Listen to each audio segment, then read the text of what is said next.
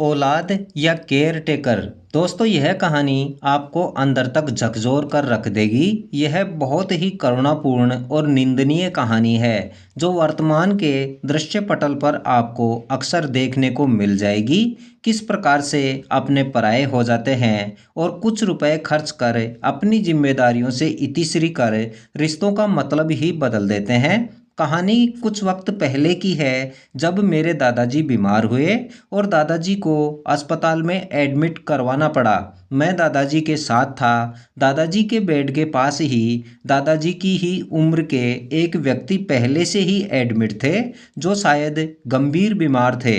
उनके साथ मेरी ही उम्र का एक लड़का था, जो उनकी जरा भी देखभाल नहीं करता था, हमेशा बाहर घूमता रहता था, उन वृद्ध को समय पर दवाई भी नहीं देता था। और यह सब देख मुझे बहुत ही आश्चर्य होता था कि इस लड़के को अपने बुजुर्गों से जरा भी मतलब नहीं है।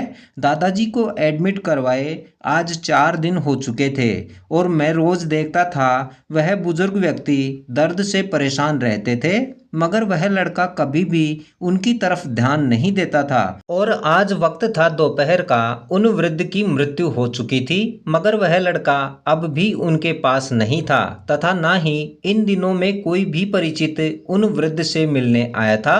वृद्ध की मौत के बाद नर्स और वार्ड बॉय उन्हें ले जाने की तैयारी कर रहे थे। मैंने चारों तरफ नज़र घुमाई, मगर वह लड़का कहीं पर भी नज़र नहीं आया। फिर अचानक गेट के बाहर एक पेड़ के नीचे वह लड़का मुझे नज़र आया, तो मैं वहां से दौड़ता हुआ उस लड़के के पास पहुंचा। तो मैंने देखा कि एक धन संपन्न दंपत्ति से वह लड़का पैसों का लेन देन कर रहा था। तब तक मैं भी उनके पास पहुंच गया था। जाते ही उस लड़के से कहा, अरे तुम्हें शर्म नहीं आती क्या? तो लड़के ने पूछा, क्यों, क्या हुआ? तो मैंने तुरंत कहा, तुम यहाँ हो और वहाँ पर तुम्हारे साथ जो वृद्ध दादाजी थे उनका देहांत हो चुका है। इतना सुनकर भी लड़का पहले की तरह ही नॉर्मल दिखा। तब मैंने कहा, बड़े बेशर्म इंसान हो तुम।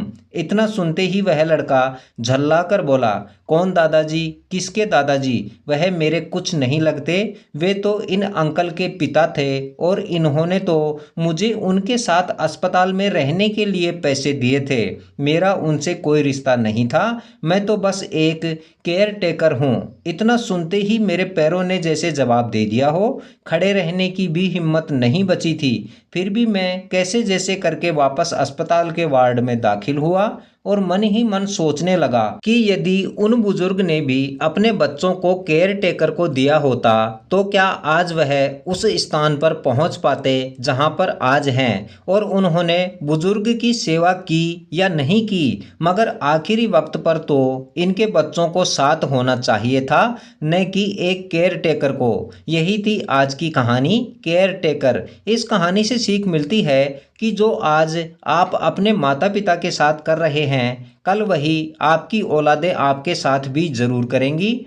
इसलिए बुजुर्गों का सहारा बने, उन्हें अपनापन दें, उनको समय दें, न कि केयर टेकर।